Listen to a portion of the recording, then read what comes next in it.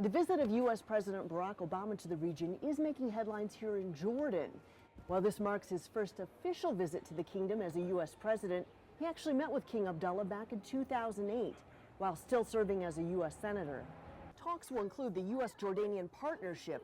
The U.S. gave Jordan $660 million in bilateral assistance in 2012, Jordan's reform process, developments in regards to Syria, and the peace process. Most Jordanians interviewed here in Amman identify Palestinian-Israeli negotiations as the most important issue, followed by the Syrian crisis, as more than 450,000 refugees have fled across the border since the violence began. It impacts the security of everyone, and Syrians and Jordanians, we're one people.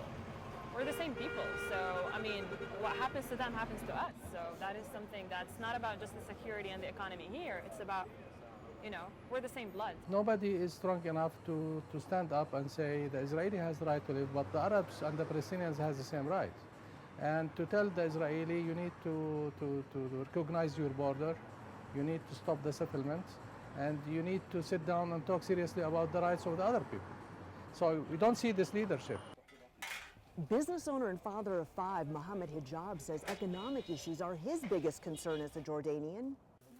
This will make me work for more hours in order to cover my expenses, my employees' expenses.